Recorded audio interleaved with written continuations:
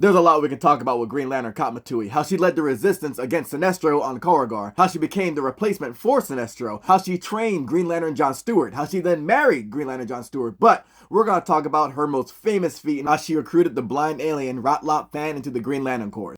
Kinda. This story takes place in Tales of the Green Lantern Corps Annual Number 3, written by Alan Moore and drawn by Bill Willingham. The story starts off with Katma standing in front of the Guardians, and they're confused because they sent her on a recruitment drive for the Green Lantern Corps. Katma was sent to an inhabited planet in the section of space known as the Obsidian Deeps, where there's no stars or any light in that section. The Guardians are frustrated with Katma because she's saying that she was successful on her mission, but there's still no Green Lantern in that section. They're looking at her saying, "What does that mean, Katma?" And Katma, who's got the best bob in the universe, lets them know, "Alright, so check it. I'm rolling in the deep in the Obsidian Deeps and I can't see shit, right? So I throw my high beams on and I hit the spot y'all were talking about, and I meet a creature there that has all the qualities to become a Green Lantern." The creature looked like they were meditating and I didn't want to startle them, right? So I get my sales pitch right, then I go over and I say, "Hello, what up? I'm Katma. I got the best bob in the universe." Mistake. I scared the hell out of them. They're screaming and freaking out and I realize they're born in a lightless place in the cosmos. They didn't know I was there because they're blind. They didn't sense my presence till I said something. I hit the translator on my ring, I calm them down, and we start talking, chopping it up. Their name is Rot Lop Fan. He sees I mean him no harm, and he starts feeling my face to get a little more familiar, right? Says my voice is kind and nice, but I'm grotesquely ugly by his standards, which is cool, because I'm a 30 on my planet, but whatever. The Guardians made her feel better, like, I mean, he can't see the bob, and it is the best bob in the universe. Thank you. So I start telling him about the Green Lantern Corps and how he could be a member of it, but there's a problem. Every time I see Green Lantern, my ring doesn't translate it. Then I realized the ring wasn't translating because to Rot Lop Fan, in his language, there is no concept of the color or light, so I can't translate green and lantern. The Guardians were like, "Oh shit, that's crazy, what you do?" Basically, it became a game of charades, but the problem is, without any concept of light, the whole concept of a Green Lantern is incomprehensible. The Green Lantern Corps got Katma out here looking like a horrible door-to-door salesman. Katma's over here like, "Look, I mean, you can create all these things, but Rot Lop Fan can't see it, and he has no idea what she's talking about, and he's so patient." And then there's the oath. "In brightest day and blackest night, no evil shall escape my sight." But to Rot Lop Fan, all he can hear is the radio edit version of the oath. In no evil shall escape my. And I love this tale because it's working two metaphors at once. Rot Lop Fan is blind, he's disabled, and Katma Tui is trying to get him to understand this concept. She's trying to be inclusive. The problem is, Katma can't find the bridge that can make the Green Lantern Corps inclusive for Rot Lop Fan. So when Katma tells this part of the story to the Guardians, she lets them know, "I hate to say it, but I gave up." And I love Rot Lop Fan because the entire time he's just like, okay.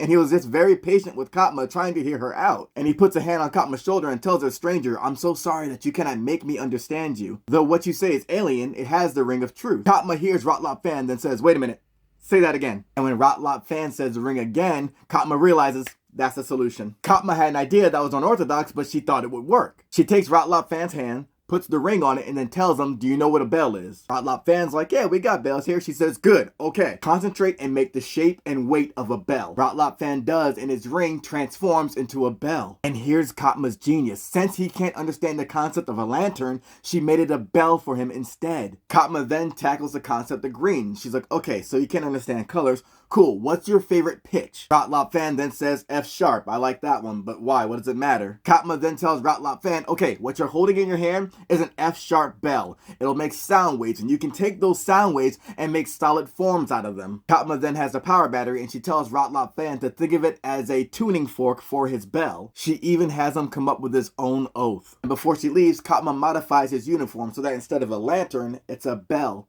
Again, Katma Tui is a genius. Instead of trying to force the concept of a Green Lantern onto Rot Lop Fan, who has no idea of this thing and can't understand it, she restructures the concept of a Green Lantern into something he can understand, the F-sharp bell. So with the help of Katma Tui, Rot Lop Fan just created his own core, the F-sharp bells. So now he can be affiliated with the Green Lantern Corps, even though he has no idea who or what they are. It's also important to note that at this time, Green Lantern rings were still powerless against yellow objects, but in a cosmos where there is no color, it wasn't a detail that Rot Lop Fan needed to know about. So now, back on Oa and from the Guardians, Katma's telling them, "Yeah, so I was successful in that recruitment drive, and we do have a protector over in that section of the universe, but I'm not sure if he qualifies as a Green Lantern because he's never heard of us. That being said though, I'd appreciate an early decision from y'all. And the Guardians are like, alright, cool, no problem. We'll try not to keep our friend in the dark too long. I love the ending of this tale because this is what Katma Tui does in a rec room in order to relax. 1. 2, she realizes that that's the first time she's ever heard a Guardian make a joke. And this is why it's important to highlight all the Green Lanterns. Everybody always says that Hal Jordan's the greatest Green Lantern, but all these Green Lanterns have all these great moments. And even though she's no longer around, her recruit, Rot Lop Fan, is still seen in comic books to this day. And I love this scene from Robert Venditti's run of Hal Jordan and the Green Lantern Corps because we see two people that Katma Tui left behind, her husband,